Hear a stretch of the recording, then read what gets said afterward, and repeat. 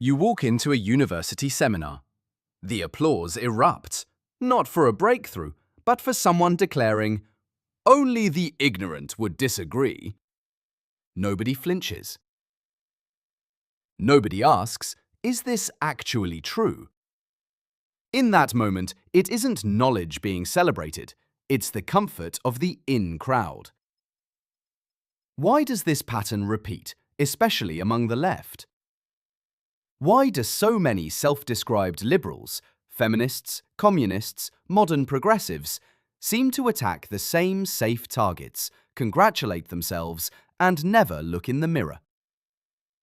Stay to the end, and you'll see why comfort, not courage, shapes so much left-wing debate, and why the cost is deeper than most admit. If you're curious about honest debate, consider subscribing now.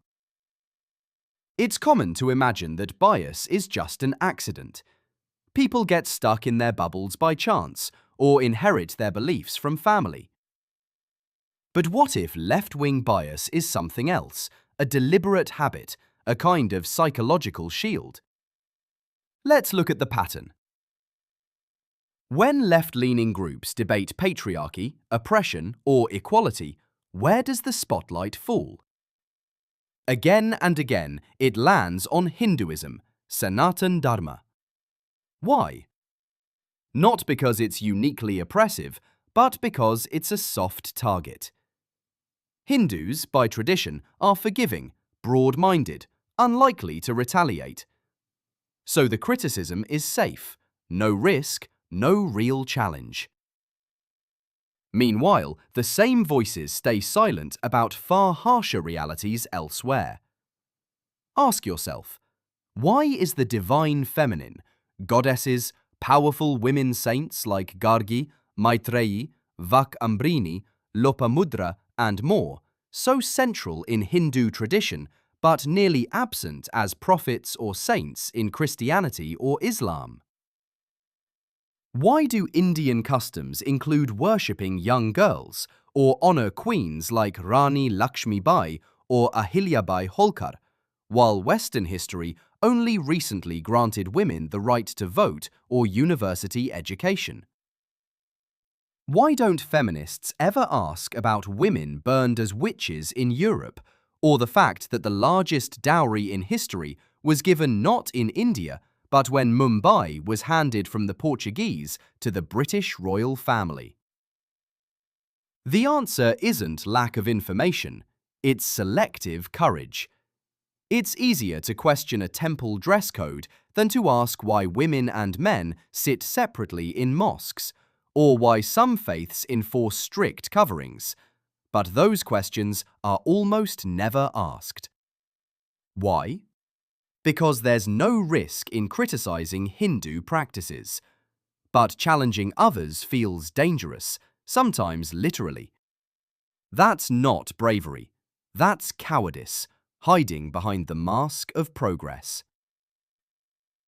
It's not just about gender. Take caste and social hierarchy. How many mainstream leftists ever compare caste to European feudalism, or the Jat supremacy songs in Punjab to so-called Brahmin privilege?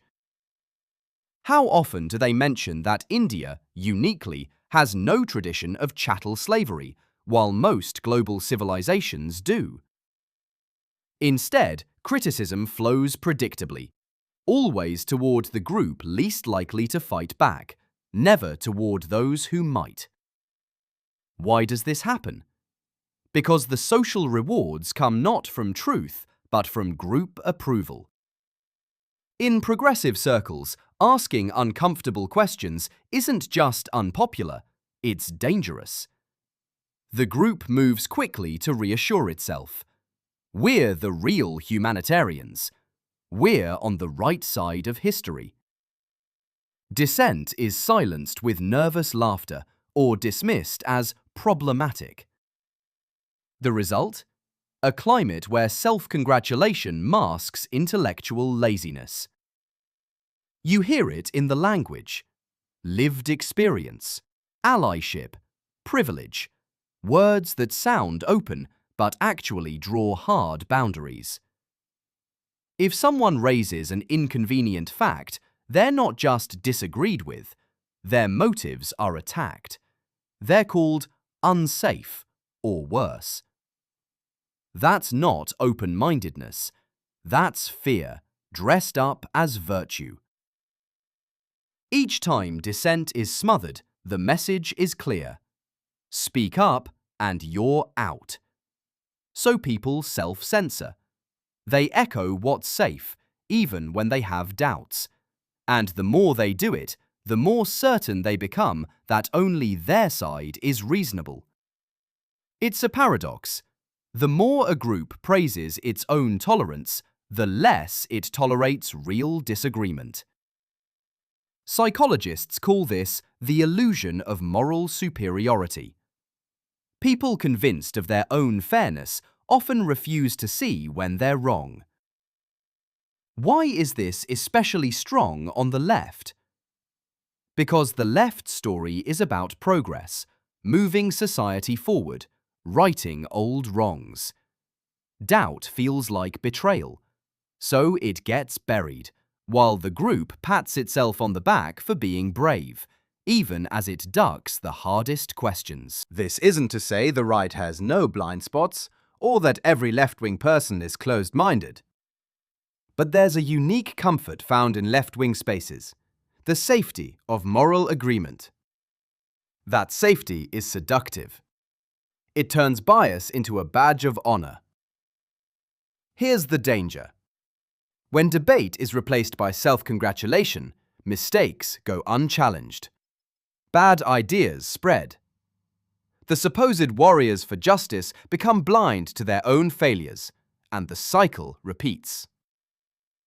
So what breaks the spell? Discomfort. The willingness to risk approval for the sake of truth. Because real progress only happens when someone asks the awkward question, even if it costs them. Next time you're in a room where everyone agrees, pause. Ask yourself, is it truth being protected, or just comfort? Because real courage isn't in parroting slogans. It's in daring to ask the question everyone else is afraid of. And that's what moves the world forward.